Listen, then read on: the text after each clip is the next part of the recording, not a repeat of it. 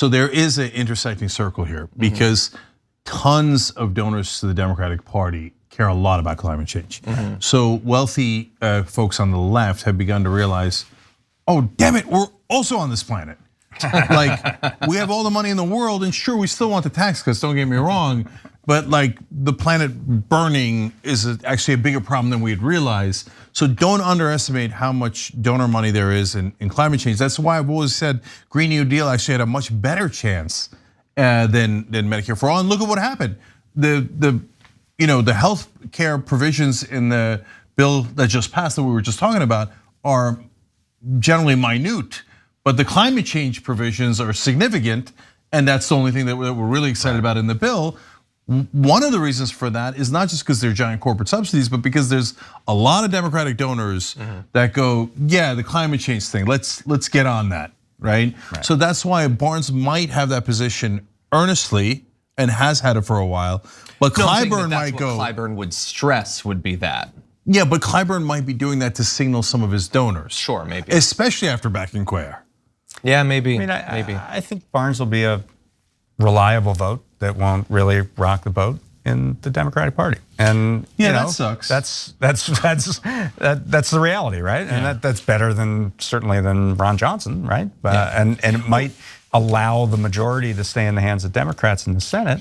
But that's the reality of where we're at with Barnes. I mean, maybe it'll be better. I don't know. Yeah, no, I think what he's going to actually do is a mystery. I don't often say this. I really have no idea. It could be that over the years, a good progressive has largely, come to terms with, hey, the way to exist in politics is to be a so-called moderate, take the corporate money, give them 80% of what they want, and you're still a good team player and will vote on most of the things Democrats want. That could be the case. Or maybe he's actually secretly on our side and has been the whole time, and he's just playing ball, but when it comes to the votes and when it comes to action, he'll be great in the Senate. It's possible. The one moment I remember, and I'll be quick, is when the whole Title 42 thing came up. Biden's administration tried to end this health order at the border to block asylum seekers. Barnes was pretty early in saying that should be repealed, that should be overturned. Nelson was the only candidate in that race who said this is a ridiculous policy. And so that shows you a little bit about the instincts. Where Barnes ended up is pretty much where every threatened Democrat across the board, from Warnock to Masto to Hassan, has ended up.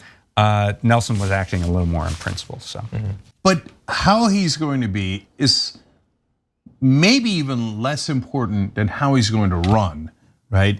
Because if the moderates have neutered him, which they almost always do to their candidates, then he's more likely to lose, and that's actually a bigger problem. So overall, don't get me wrong. I mean, we've got a guy who's been generally progressive. He beat a bunch of heirs, right? And that's great. Let's take the win. Let's take the win. Good enough, especially in this day and age, and backed by all these good progressive groups, et cetera. The question is he going to run aggressively?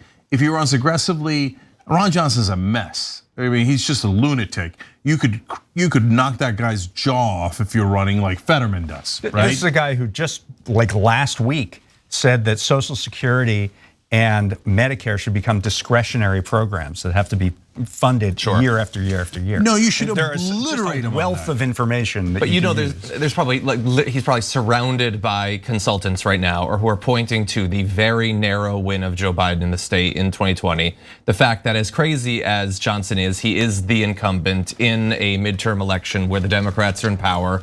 They've got to be terrified, not just about the context of the race, but the stakes of the race going forward. I know. Hopefully he can, get through. But the all way of to get that. around that is kind of the way that Fetterman's doing. 100%, guys. It's the jury's in. It's absurd to have this conversation anymore. The only reason we have it is because Democratic consultants, whether it's through corruption or there's just lack of IQ, are so preposterously wrong.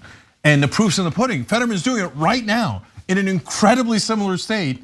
Right there. Look at Pennsylvania, right? Yeah, he's doing so well, he's beating people who don't even live in his state. Yeah, or maybe even their own country. Why do you think I went to Turkey? I tried to find Dr. Oz's real house, okay, his 9th mansion.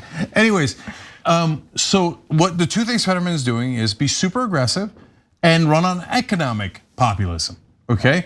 Easy, obviously correct. That's why he's crushing Dr. Oz.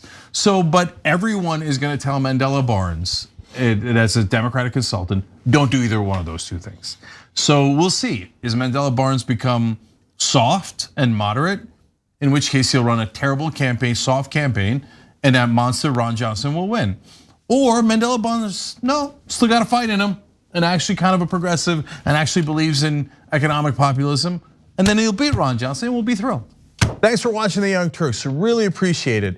Another way to show support is through YouTube memberships. You'll get to interact with us more. There's live chat emojis, badges.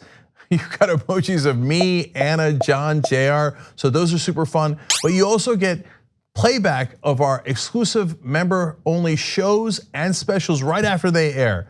So all of that, all you gotta do is click that join button right underneath the video. Thank you.